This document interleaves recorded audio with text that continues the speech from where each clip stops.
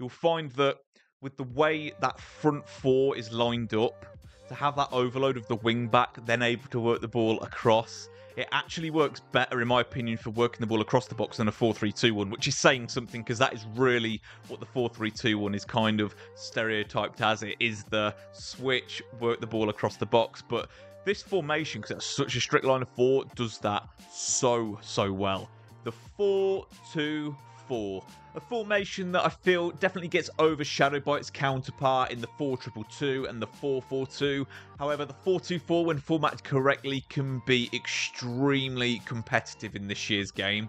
Today, I'm going to be showing you guys the best 4-2-4 custom tactics, and I'll be showing you some gameplay as well, showing you how to get the most out of the formation and tactics. Let's get into it.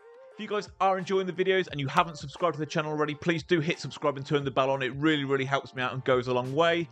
Kicking things off with the defensive style, we're going to run this on balanced. Defensive width 35, depth 55. Now, this is actually quite an aggressive formation, so the depth on 55 isn't me being passive. It's actually because a lot of the players sit quite high up the pitch, so you don't actually need the depth too high to press. So 55 is more like 65 with any other formation. It's actually still quite a high line.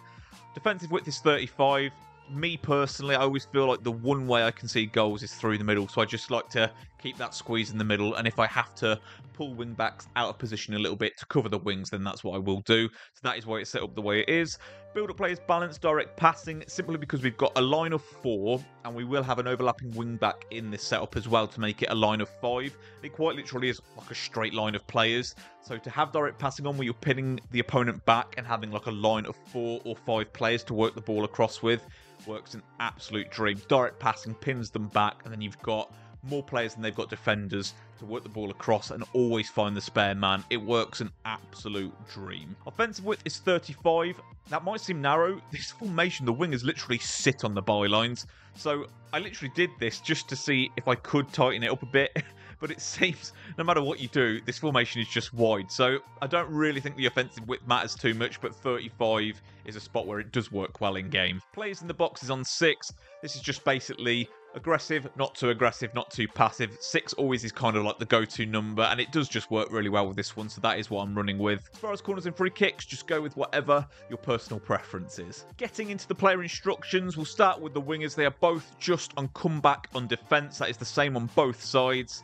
The left striker is on stay central, and then the right striker is on stay central, get in behind, and stay forward. Now, there's a few reasons for that. The one reason is we want one striker always pushing on that back line, always being a threat in behind, always there for the direct ball through the middle if the opponent doesn't pick him up. And then the guy on the left isn't being as aggressive because they're going to be the slightly more creative striker, the one that we can work the ball with, often threading through his partner up front. The wingers just on comeback on defence. They're already so far advanced. Adding a getting behind instruction is just going to find them offside most of the time.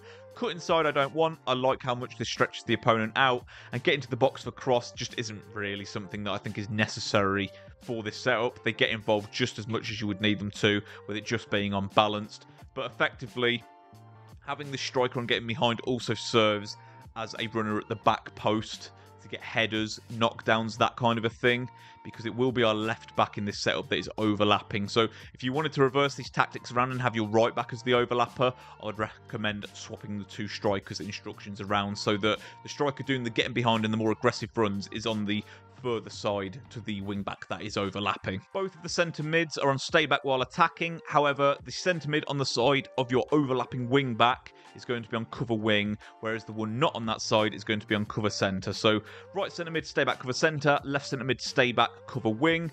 And this is literally because the left back is going to be doing an overlap, so that centre mid will just cover those pockets of space when necessary. If you actually look at the cover wing description, defend the open wing if teammate isn't marking. So if your wing back gets back, your centre mid isn't going to be drifting out wide and leaving the centre open. He will only go there if that's basically where the dangerous openings are for the opponent. So it works really well. Now in a 4-3-2-1, obviously everyone always puts their two centre mids as cover centre, but in this setup you don't have to. In a 4-3-2-1, it's necessary to get it to defend in a 4-4-2. This formation basically has a 4-4-2 shape by default, so you can actually have that centre mid on cover wing drifting out and covering that wing if it is exposed. So it works really, really well defensively. Better defensively, in my opinion, than the 4-3-2-1. As far as the left back and right back go, The right back is stay back while attacking, and then your left back is balanced overlap. Like I say, if you've got a better offensive right back, switch the left back and right back instructions, and then also just make sure you switch the 2 strikers around as well, just so you've got that option at the back post for crossing options. In terms of players, you want to make sure your right back is more defensive. You want to make sure your left back has whipped pass plus. That is an absolute necessity at this point in the game with the meta and how things are working with the aerial plus threat. Balanced overlap, so that you want them to have at least 4-star skill moves because they are going to be venturing forward.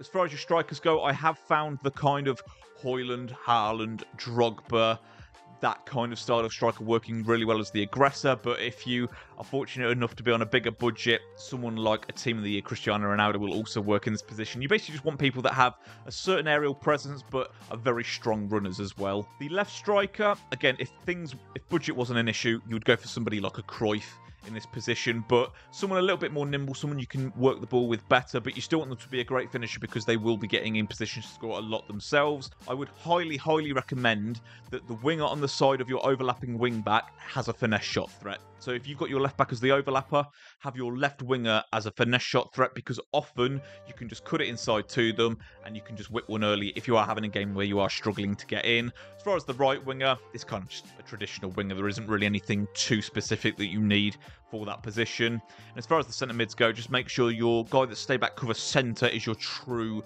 defensive centre mid. Someone like this Paulinho card if you're on a budget, or you could maybe do that new Makelele card that's in the SBC section. You could go for like the Rijkaard, you can go for a Vieira, you know, your typical defensive mid. And then for your box-to-box centre mid, you want on the cover wing side, there's someone a little bit more creative, someone that you don't mind venturing around a little bit more as like a free roaming centre mid. Thiago's really good, but the likes of a De Bruyne or a Zidane is perfect as well for this position. I understand I didn't touch on the instructions for the 2 centre backs and goalkeeper. It's all just the default. Obviously, centre backs go for the best you can get your hands on: pace, size, anticipate plus if you can get it, and the goalkeeper, as always, just simply whoever you trust. These tactics were tried and tested in the FUT Birthday Cup. I literally went 10-0 with these tactics with the team that I was showing you guys today. Honestly, this formation really lends to the meta, and it's actually really surprising me that it hasn't been used more. You'll find that with the way that front 4 is lined up, to have that overload of the wing back, then able to work the ball across, it actually works better, in my opinion, for working the ball across the box than a 4-3-2-1, which is saying something, because that is really what the 4-3-2-1 is kind of stereotyped as. It is the switch, work the ball across the box. But this formation, because it's such a strict line of 4, does that so well. And because you've got strict wingers as well, actual wide players, you can get into positions to do finesse shots a lot easier, and you haven't got to rely on your centre mids to be that threat. In this cup, I used Son as my finesse shot threat, and I scored multiple finesse shots with him. He was super dangerous on that left-hand side, and it really gives your opponent a lot to think about, because you show them that finesse shot threat, and that's literally on their mind then the whole time, but then you can work the ball across the box instead. You can send it long into your striker, who's got the getting behind instruction, who's got like an aerial threat. You can do a big switch to your other winger and then work it back across the box. You can give your opponent so many looks with this formation that you constantly put them in 50-50 scenarios where they're kind of damned if they do, they damned if they don't. You know, they cut the lane, you go for a finesse shot. They cut off the finesse shot, you go for the passing lane, and you're constantly giving them multiple things to worry about at one time.